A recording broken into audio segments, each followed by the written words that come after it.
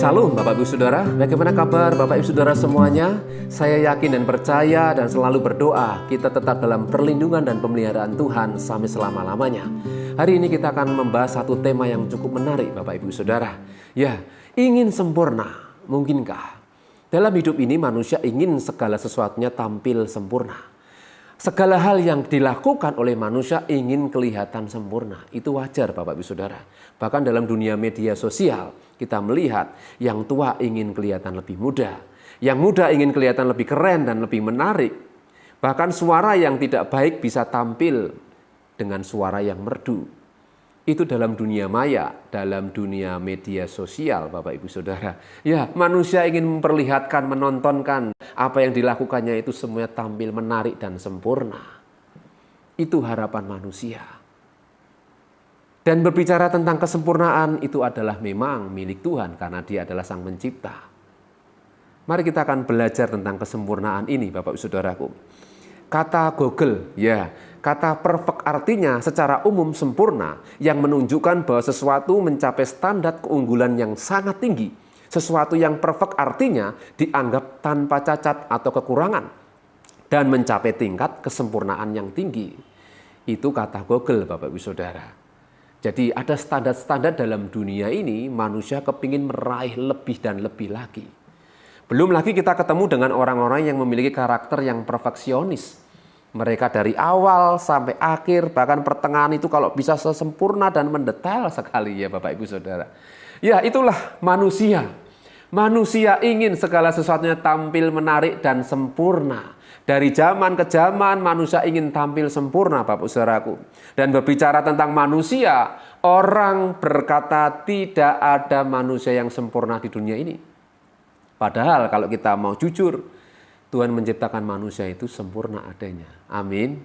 Walaupun orang melihat ada yang cacat, ada yang kekurangan, ada yang tunarungu, yang lain-lain lah yang cacat Bapak Ibu Saudara. Tetapi di mata Tuhan itu adalah sempurna. Sempurna menurut kacamata Tuhan. Ini yang membedakan Bapak Ibu Saudaraku. Sempurna menurut kacamata manusia atau sempurna menurut kacamata Tuhan. Ini yang perlu kita renungkan. Secara manusia kita ini memang tidak sempurna. Menurut pandangan dari segi mana? Dari ukuran yang bagaimana? Tetapi menurut Tuhan manusia itu sedang disempurnakan dan akan sempurna di mata Tuhan. Karena Dia merancangkan damai sejahtera bukan kecelakaan. Amin. Tuhan merancangkan manusia untuk menikmati yang baik. Karena firman Tuhan berkata segala sesuatu yang Tuhan jadikan itu baik dan baik. Sehingga tidak ada yang buruk. Manusia boleh berkata buruk, manusia boleh berkata tidak baik atau belum dan tidak sempurna. Tapi Tuhan bisa berkata sempurna bagiku. Amin. Berbicara tentang kesempurnaan, kita melihat Tuhan ingin menjadikan segala sesuatunya itu sempurna menurut kacamata Tuhan tentunya. Walaupun saya pernah mendengar ada orang berkata, dia adalah ayah yang sempurna bagimu. Dia adalah seorang ibu yang sempurna bagimu. Mereka adalah orang tua yang sempurna bagimu. Itu menurut kacamata kita yang melihat apa yang nampak. Tapi Tuhan melihat secara utuh. Mari kita akan melihat apa kata Alkitab sebagai firman Tuhan tentang kesempurnaan. Yakobus 1 ayat 25 mengatakan, tetapi barang siapa meneliti hukum yang sempurna. Kalimat ini perhatikan baik-baik Bapak Ibu Saudara. Barang siapa meneliti hukum yang sempurna, yaitu hukum yang memerdekakan.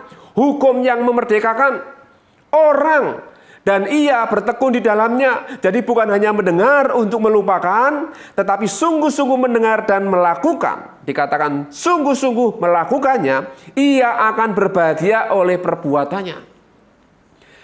Ketika saya merenungkan ayat ini, ketika saya membaca meneliti hukum yang sempurna, berbicara tentang hukum yang memerdekakan orang. Hukum yang membebaskan orang dari segala ikatan, dari segala tekanan, dari segala hal yang membuat mereka tidak mengalami kemerdekaan dan kebebasan. Tuhan ingin manusia itu mengalami kemerdekaan, mengalami satu kebebasan di mana kuasa Tuhan dirasakan. Segala kebaikan, kemurahan, anugerah Tuhan yang limpah itu dirasakan oleh manusia sebagai ciptaan. Tuhan ingin manusia mengalami demikian Bapak Ibu Saudara. Namun yang menjadi penghalang adalah apa Bapak Saudaraku? Dosa. Dosa adalah melanggar perintah Tuhan, melanggar hukum Tuhan. Manusia cenderung hatinya ingin lebih lagi dan lebih lagi. Sehingga seringkali manusia ingin melawan Tuhan. Karena manusia ingin mencuri kemuliaan Tuhan, ingin mengambil alih kemuliaan Tuhan, ingin mengambil Tuhan itu dijadikan hamba baginya. Ini keadaan manusia akhir, Bapak Saudara. Sehingga dikatakan manusia di akhir zaman akan mencintai dirinya sendiri dan menjadi hamba uang. Tanpa sadar, Bapak Saudara. Kita diingatkan, Bapak Saudara. Ketika saya merenungkan firman Tuhan ini, dikatakan barang siapa meneliti hukum yang sempurna. Kita sedang meneliti hukum yang sempurna itu adalah pribadi Tuhan sendiri. Jika kita meyakini Alkitab yang ditulis, Alkitab yang ada, yang sampai hari ini ada, itu adalah firman Tuhan, bahkan saya katakan pribadi Tuhan sendiri, maka kita harus yakin bahwa Alkitab yang kita yakini sebagai firman Tuhan itu adalah pribadi Tuhan yang sanggup menyelamatkan dan yang bisa membuat kita sempurna. Amin. Walaupun ada orang mengatakan Alkitabmu itu sudah diubah, Alkitabmu itu sudah direnovasi, sudah tidak asli lagi, buktinya bahasa Indonesia, bahasa Jawa, bahasa yang lain sudah tidak murni lagi. Bapak Saudaraku, jika memang Tuhan tidak murni, dalam Alkitab yang kita yakini ini bukan pribadi Tuhan, masa sampai hari ini masih diyakini sebagai satu tuntunan yang menjadi hal yang luar biasa, yang semakin hari digenapi? Bukankah firman Tuhan itu digenapi dari hari ke hari?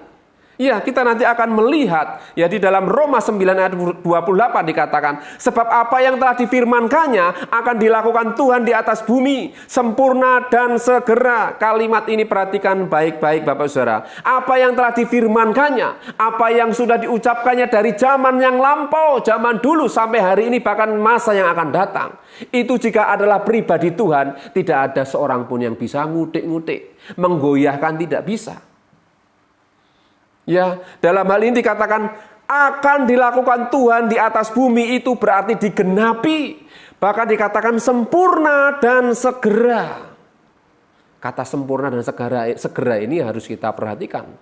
Bahwa setiap hal yang terjadi dalam hidup ini itu atas pantauan kuasa Tuhan, Bapak Ibu Saudara.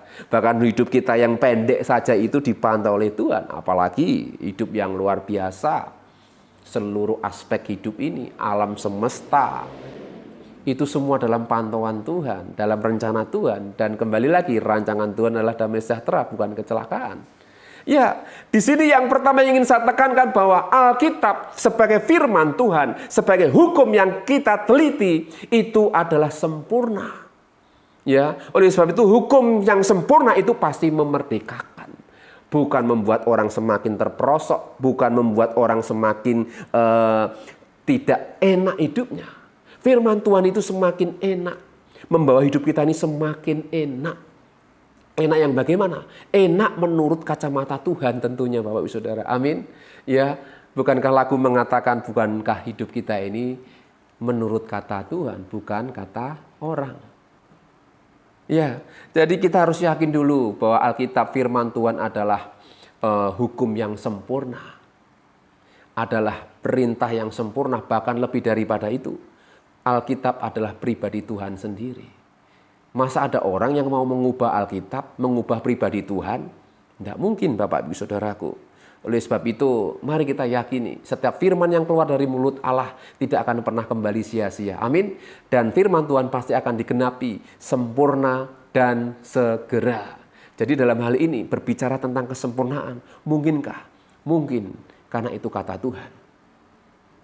Manusia memang tidak ada yang sempurna, tetapi Tuhan sanggup menyempurnakan. Amin. Hampir semua tokoh dalam Alkitab diawali sebagai manusia biasa yang dipakai Tuhan untuk menjadi alatnya yang semakin disempurnakan menurut kehendaknya. Amin, Bapak Saudaraku. Jadi hari ini pun kita semua sedang disempurnakan untuk menjadi perabot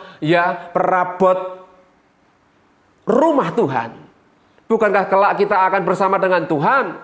Kita akan menjadi perabot-perabot yang indah-indah. Katakan dengan iman, aku mau menjadi perabot Tuhan yang indah. Amin, Bapak Ibu Saudaraku. Sekarang kita akan belajar bagaimana dengan Yesus sebagai manusia. Perhatikan baik-baik. Bagaimana dengan Yesus sebagai manusia? Ya, Matius 5 ayat 17 sampai 48. Di situ konteksnya berjudul Yesus dan Hukum Taurat. Ayat 17 mengatakan, janganlah kamu menyangka bahwa aku datang untuk meniadakan hukum Taurat atau kitab para nabi. Aku datang bukan untuk meniadakannya, melainkan untuk menggenapinya. Kata menggenapinya ini adalah kata yang harus kita garis bawahi. Tuhan tidak ingin menggeser atau mengubah ngutak-ngutik hukum Taurat atau kitab para nabi. Tapi justru Tuhan itu menggenapi semakin sempurna. Dari kemuliaan sampai kepada kemuliaan. Dari yang sempurna sampai sempurna. Utuh semuanya. Menurut kacamata Tuhan tentunya. Karena manusia terbatas. Ya, kata menggenapi ini perlu kita garis bawahi. Yesus tidak pernah mengurangi, menambahkan, bahkan meniadakan hukum Taurat dan kitab para nabi. Tapi Yesus menggenapi. Matius 5 ayat 48 mengatakan, karena itu haruslah kamu sempurna, sama seperti Bapamu yang di surga adalah sempurna. Ini ungkapan Yesus supaya kita sebagai umat Tuhan semakin hari disempurnakan. Yesus tahu manusia butuh pengampunan, butuh pembebasan tadi. Dikatakan ya, hukum yang memerdekakan. Manusia butuh dimerdekakan dari dosa. Manusia butuh dibebaskan dari belenggu dosa. Oleh sebab itu Yesus datang ke dunia untuk menebus dosa itu, untuk mengangkat dosa itu, untuk memberikan manusia kebebasan, kemenangan yang sesungguhnya. Amin Bapak Ibu Saudaraku. Sehingga Tuhan berkata, karena itu haruslah kamu sempurna, sama seperti Bapamu yang di surga adalah sempurna. Jika Yesus sebagai pribadi Tuhan mengatakan demikian, maka ada jaminan bahwa kita bisa sempurna di mata Tuhan. Amin Bapak Ibu Saudaraku. Kita harus yakin dalam hal ini. Sehingga kita lihat Yesus sebagai manusia dalam Ibrani 5 ayat 7 dikatakan, dalam hidupnya sebagai manusia ia telah mempersembahkan doa dan permohonan dengan ratap tangis dan keluhan kepada Dia yang sanggup menyelamatkannya dari maut, dan karena kesalehannya ia telah didengarkan. Luar biasa, hidupnya sebagai manusia ia telah mempersembahkan dirinya Bapak Ibu Saudara. Sehingga Roma 12 ayat 1 mengatakan, persembahkanlah hidupmu sebagai persembahan yang hidup, yang kudus dan yang berkenan di mata Tuhan. Yesus sebagai manusia, dia memberikan contoh, teladan, prototip sebagai manusia yang berkenan di mata Tuhan. Kalau bukan Tuhan, tidak mungkin. Tidak ada manusia yang sempurna di dunia ini. Betul. Jika Yesus sebagai pribadi Allah yang memberikan contoh sendiri, teladan sendiri, maka tidak ada yang mustahil. Manusia pasti bisa. Karena Tuhan sendiri yang menjamin bahwa manusia siapapun akan disempurnakan oleh kuasa Tuhan, oleh pribadi Yesus yang hidup melalui firman-Nya, yaitu firman Tuhan yang kita dengar. Amin Bapak Ibu Saudaraku. Sebagai manusia dia memberikan teladan yang luar biasa untuk kita bisa semakin disempurnakan. Ya, sehingga firman Tuhan mengatakan, ya, mengikuti Yesus adalah pikul salib dan sangkal diri. Ini tidak mudah secara daging, tetapi mau tidak mau kita harus pikul salib dan sangkal diri Bapak Ibu Saudara. Karena Yesus memberikan teladan yang demikian. Ya, memang kita tidak harus disalib seperti Yesus, tetapi kita belajar menahan diri dari segala hal yang seringkali menjadikan kita ini bisa jauh dengan Tuhan, yaitu segala perbuatan dosa. Ya, ayat 8 dikatakan, dan sekalipun ia adalah anak, ia telah belajar menjadi taat dari apa yang telah dideritanya. Dan sesudah ia mencapai kesempurnaannya, perhatikan baik-baik kalimat ia mencapai kesempurnaannya, ia menjadi pokok keselamatan yang abadi bagi semua orang yang taat kepadanya. Luar biasa. Di sini kita belajar untuk menjadi taat seperti Yesus. Ya, memang seringkali kalau kita dengar khotbah kita harus taat, dan memang kita harus taat Bapak Ibu Saudara. Kita harus diajar untuk semakin taat sampai kepada kesempurnaan seperti Yesus. Sesudah ia mencapai kesempurnaannya, ia menjadi pokok keselamatan yang abadi bagi semua orang yang taat kepadanya. Ini pribadi Tuhan. Ketika kita belajar tentang pribadi Yesus, ya, kita akan melihat karya Tuhan yang luar biasa. Kenapa kita percaya kepada Yesus sebagai pribadi Tuhan? Karena Dia yang sanggup menyelamatkan. Siapa lagi kalau bukan Tuhan yang sanggup menyelamatkan? Manusia tidak ada yang bisa menyelamatkan. Yesus pribadi Allah yang bisa menyelamatkan. Amin. Ya, itu pekerjaan Tuhan yang sempurna. Karya Tuhan, karya yang ditunjukkan kepada manusia. Pribadi Allah yang datang sebagai manusia Yesus supaya manusia semua diselamatkan. Ya, bulan depan kita akan merayakan Natal. Kita tidak sekedar merayakan Yesus lahir. Yesus sudah di surga. Dia menanti-nantikan kita untuk kita masuk dan bersama-sama dengan Dia. Untuk menjadi warga kerajaan surga. Kita siapkan hidup kita. Di zaman akhir ini kita sedang diproses. Semakin hari disempurnakan. Semakin disempurnakan, dikerjakan. Bukan berarti kita hari ini belum sempurna. Kita sudah sempurna, Bapak Ibu Saudara. Kenapa saya berani katakan demikian? Mari kita akan melihat bagaimana dengan kita sebagai umatnya. Roma 9 ayat 24 mengatakan, yaitu kita yang telah dipanggilnya bukan hanya dari antara orang Yahudi, tetapi juga dari antara bangsa-bangsa lain. Memang kita bukan orang keturunan Yahudi, tetapi kita dari bangsa-bangsa lain yang juga menerima anugerah, panggilan untuk memperoleh hidup yang kekal, memperoleh keselamatan, bahkan disempurnakan dari hari ke hari. Amin. Ayat 25, seperti yang difirmankannya juga dalam kitab Nabi Hosea, yang bukan umatku akan sebut umatku, dan yang bukan kekasih, kekasih. Ya, kita ingat minggu lalu saya sampaikan Israel. Israel itu ada artinya, Isra itu hamba atau kekasih. El itu Elohim, yaitu Allah yang hidup. Kita dijadikan hamba Tuhan yang hidup. Kita akan menjadi kekasih-kekasih Allah yang hidup. Amin. Ya, dan ayat 26, dan di tempat di mana akan dikatakan kepada mereka, kamu ini bukanlah umatku, di sana akan dikatakan kepada mereka, anak-anak Allah yang hidup. Luar biasa. Kita dipanggil oleh Tuhan, kita dipilih oleh Tuhan. Kita memang bukan keturunan orang Yahudi, orang Israel, tetapi secara rohani kita dipanggil oleh Tuhan untuk menerima janji Tuhan, yaitu semakin disempurnakan sampai kita ketemu dengan pribadi Tuhan yang sempurna, yang ada, yaitu pribadi Tuhan di dalam Yesus Kristus. Amin, Bapak Ibu Saudaraku. Sehingga ayat 27 dikatakan, dan Yesaya berseru tentang Israel, sekalipun jumlah anak Israel seperti pasir di laut, namun hanya sisanya akan diselamatkan. Ini berbicara tentang nubuatan, Bapak Ibu Saudara. Ya, Israel memang akan diselamatkan sisanya. Ya, mereka yang percaya kepada Yesus. Dan tentunya bagi mereka yang tidak percaya Yesus, mereka akan binasa. Ya, mari kita akan melihat bagian. Ada 4 bagian yang harus kita ketahui. Apa yang menjadi bagian kita sebagai orang-orang percaya yang sedang disempurnakan. Roma 12 ayat 2 mengatakan, janganlah kamu menjadi serupa dengan dunia ini, tetapi berubahlah oleh pembaruan budimu, sehingga kamu dapat membedakan manakah kehendak Allah, apa yang baik, yang berkenan kepada Allah, dan yang sempurna. Tuhan ingin supaya kita tidak menjadi serupa dengan dunia ini. Ya, kehidupan akan terus berjalan. Tapi Tuhan ingin supaya kita menjadi seperti Kristus. Firman Tuhan jelas mengatakan supaya kita menjadi sama seperti Kristus. Ya. Kemudian yang kedua, bagian kita sebagai manusia selama kita tinggal di dunia ini yang sedang disempurnakan. 1 Yohanes 2 ayat 5 mengatakan, tetapi barang siapa menuruti firman-Nya, di dalam orang itu sungguh sudah sempurna kasih Allah. Dengan itulah kita diketahui bahwa kita ada di dalam Dia. Ayat ini sungguh luar biasa, Bapak Saudaraku. Ya, barang siapa menuruti firman-Nya, sungguh sudah sempurna kasih Allah.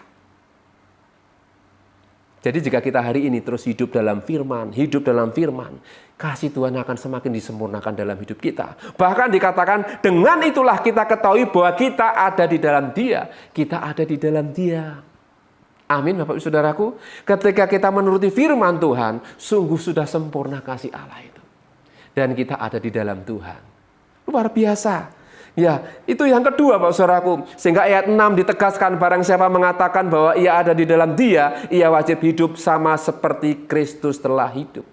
Jadi wajib hidup sama seperti Kristus telah hidup. Ini standar yang Tuhan ajarkan kepada kita sebagai pengikut Kristus. Walaupun dalam dunia ini kenyataan kita menghadapi banyak hal. Tapi kita harus yakin ketika kita hidup dalam firman Tuhan, kita sedang dalam proses Tuhan. Disempurnakan. Amin, Bapak Ibu Saudaraku. Yang ketiga, 1 Korintus 13 ayat 9. Sebab pengetahuan kita tidak lengkap dan nubuat kita tidak sempurna. Tetapi jika yang sempurna tiba, maka yang tidak sempurna itu akan lenyap.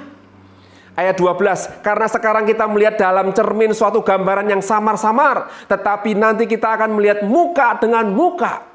Sekarang aku hanya mengenal dengan tidak sempurna, tetapi nanti aku akan mengenal dengan sempurna. Ini kata Paulus. Seperti aku sendiri dikenal. Pengharapan kita sama dengan Paulus. Paulus rindu melihat pribadi Tuhan yang utuh, sempurna itu. Ketika dia mengalami perjumpaan dengan Yesus, dia belum melihat. Dia masih samar-samar. tapi dia percaya kepada Yesus dan terus menghidupi dan percaya kepada Yesus walaupun dia tidak berjumpa secara sempurna. Ini yang menjadi dasar iman Paulus. Demikian juga kita. Kita memiliki pengharapan yang sama, Bapak Saudara. Sampai kita ini nanti akan melihat muka dengan muka. Yang sempurna, hadir, yang tidak sempurna akan lenyap. Amin, Bapak Ibu Saudara. Yang terakhir, bagian yang keempat. Kapan kita melihat Allah? 1 Yohanes 4 ayat 10-12. Inilah kasih itu. Bukan kita yang telah mengasihi Allah, tetapi Allah yang telah mengasihi kita dan yang telah mengutus anaknya sebagai pendamaian bagi dosa-dosa kita. Saudara-saudaraku yang kekasih, jika Allah sedemikian mengasihi kita, maka haruslah kita juga saling mengasihi. Ayat 12 sebagai kunci. Tidak ada seorang pun yang pernah melihat Allah. Jika kita saling mengasihi, Allah tetap di dalam kita dan kasih-Nya sempurna di dalam kita. Amin, Bapak Saudara. Jika kita hidup dalam kasih, Tuhan akan menyatakan dalam hidup kita, mereka akan melihat pribadi Tuhan. Amin. Luar biasa. Jadi Bapak Saudaraku, kita sedang disempurnakan oleh Tuhan melalui proses kehidupan ini. Jangan khawatir, Tuhan mengerjakan di dalam diri kita. Sehingga kasih Allah akan keluar dalam diri kita. Dan kita akan menjadi berkat dan kasih Allah itu akan disempurnakan melalui kehidupan kita semua. Amin. Mari kita akan berdoa. Tuhan Yesus, terima kasih hari ini kami sudah mendengar firman-Mu. Kuduskan kami dengan firman-Mu. Firman menjadikan kami kuat bahwa kami sedang dalam proses untuk semakin disempurnakan, semakin layak di hadapan Tuhan. Kuduskan kami, layakkan kami. Kami serahkan hidup kami sepanjang hari ini. Kiranya berkat Tuhan tercurah sepanjang hari ini sampai Tuhan datang kembali. Dan kita yang mengasihi Tuhan katakan bersama amin. Tuhan Yesus memberkati.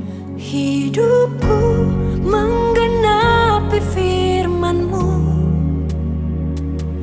tanda mujizat sertai tiap langkah.